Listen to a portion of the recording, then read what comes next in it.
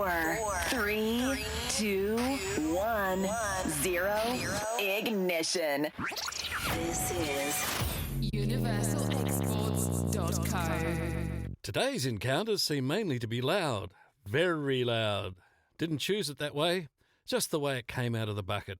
We'll hear the sound of a Leonardo da Vinci device, listen to a lay-lie, hear what rabbit trappers have left behind in South Melbourne, pierce the eardrums with an Amazonian feathered friend, and wouldn't you make a sound after being underground for 7 years? Let's go! Consider the level of noise in a rock show. Something more thunderous than a thunderclap. The cacophonous noise of a chainsaw, and even a jet engine during takeoff. The white bellbird lives in the mountains of the Amazon in northern Brazil, and it makes its presence known by blasting a tune so loud that it sounds almost digital. It is the loudest bird call ever recorded. It's far beyond the volume that begins to cause damage to a human being, that's 85 dB, and is over the point that will be painful at close range. Researchers say they're the first to accurately measure how loud they can get. According to a study, the white bellbird can let out a song at an intense 125.4 decibels. It is 3 times louder than the next loudest bird, the screaming peer, and it is found that the louder the song gets, the shorter its duration. Well, that's a surprise, duh. That probably comes down to the bird's respiratory system, having a limit to its ability to control airflow to create sound. The researchers plan to continue studying the bird to find out more about how and why its song is so loud, and just how the bellbirds can sing like that without deafening themselves or their prospective mates.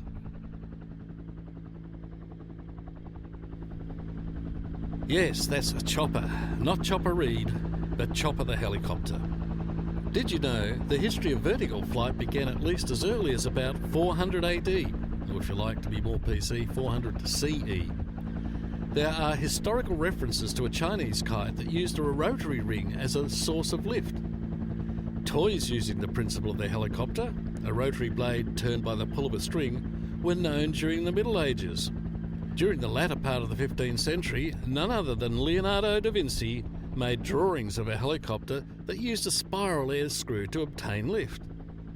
A toy helicopter using rotors made of the feathers of birds, well, there's not many feathers of anything else, I would have thought, were presented to the French Academy of Science in 1784 by 2 artisans, Lenoir and Bienvenu. This toy forecast a more successful model created in 1870 by Alphonse Bernet in France. It was on September 14, 1939, the VS-300, the world's first practical helicopter, took flight in Stratford, Connecticut. Designed by Igor Sikorsky and built by the Vought Sikorsky Aircraft Division of the United Aircraft Corporation, the helicopter was the first to incorporate a single main rotor and tail rotor design. Piloted by Sikorsky himself, the September 14 tethered flight lasted but a few seconds. The first free flight took place on May 13, 1940. The innovative 28-foot diameter 3-blade rotor allowed for variable pitch of the blades with a blade speed of 250 to 300 miles per hour. However, the first scientific exposition of the principles that ultimately led to the successful helicopter came in 1843 from Sir George Cayley, an astute Yorkshireman, naturally, who is also regarded by many as the father of fixed-wing flight. Physiologist and aviation pioneer Charles Richet made a short flight in his gyroplane No. 1 powered by a 45-horsepower engine. The gyroplane had a spiderweb-like frame and 4 sets of rotors. That sounds like a forerunner to a UAV to me. The piloted aircraft lifted from the ground to a height of about 2 feet, but it was tethered and not under any control.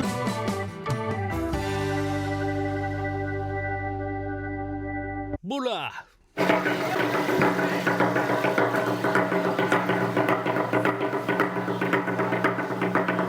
That is the sound of a Fijian drum, more correctly known as a lay-lie. A lay-lie is an idiophonic Fijian drum of the wooden slit drum type, similar to the Tahitian pate of Tahiti and Samoa, found throughout Polynesia.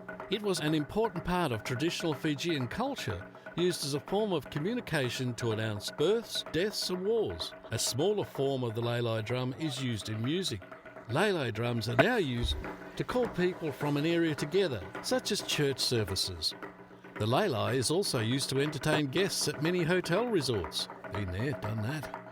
The lay drum is made of wood and played with hands, but is most commonly played with sticks, which are made out of softer wood so as not to damage the lay itself.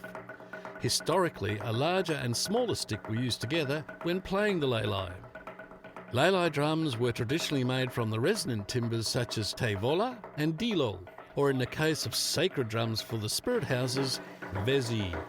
Portable war drums had 2 or 3 resonating chambers and sent complicated signals over the battlefield.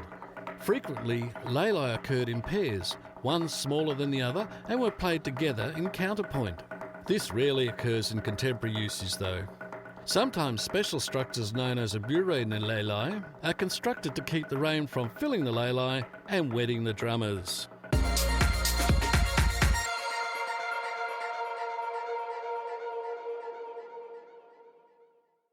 The South Melbourne Market.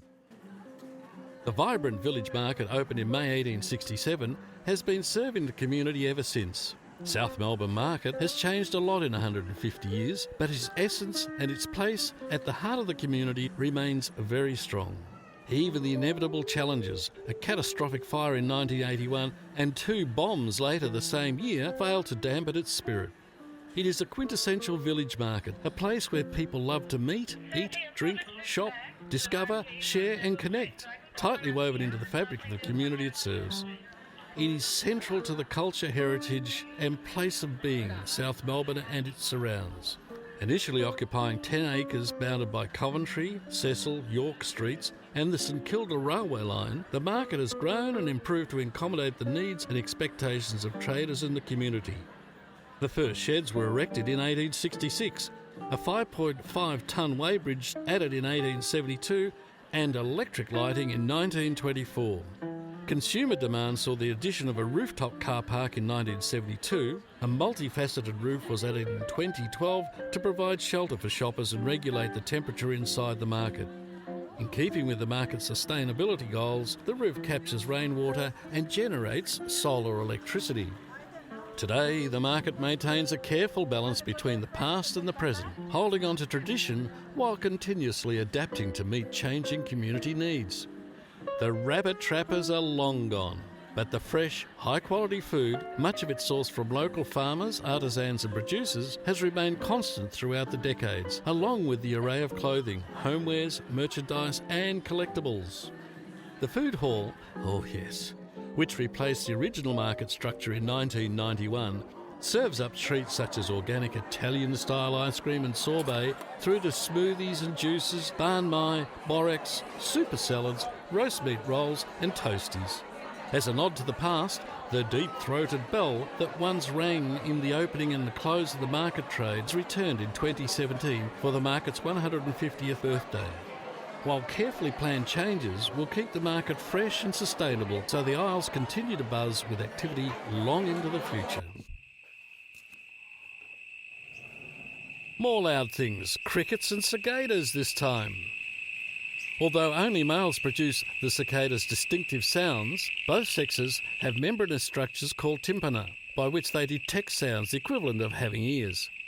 Males disable their own tympana while calling, thereby preventing damage to their own hearing. That's a good thing. A necessity, partly because some cicadas produce sounds of up to 120 decibels, which is among the loudest of all insect-produced sounds, but not quite as loud as our white bellbird we mentioned earlier. The song is loud enough to cause permanent hearing loss in humans should the cicada be at close range. In contrast, some small species have songs so high in pitch they are inaudible to humans.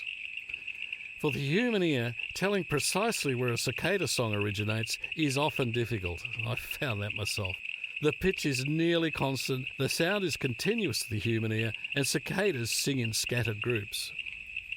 In addition to the mating song, many species have a distinct distress call, usually a broken and erratic sound emitted by the insect when seized or panicked. That happens to me too. Some species also have courtship songs, generally quieter and produced after a female has been drawn to the calling song. Cicadas have been used as money, in folk medicine, to forecast the weather, to provide song, and in folklore and myths around the world. In France, the cicada represents the folklore of Provence and the Mediterranean cities. The cicada has represented insouciance since classical antiquity. Jean de La Fontaine began his collection of fables with the story of La Cigale et la Fourmi, the cicada and the ant, based on one of Aesop's fables. Yes, and some stay underground for up to 7 years before emerging to let us hear all about it in their own voice. That's our lot for today. Thank you for sharing your time with us. Listen out for us again soon. Bye-bye. Thank you for listening to this episode of UniversalExports.co. It's very vague, isn't it? Universal Exports. I know. Could be What do they anything. export? I know. Yeah. I know.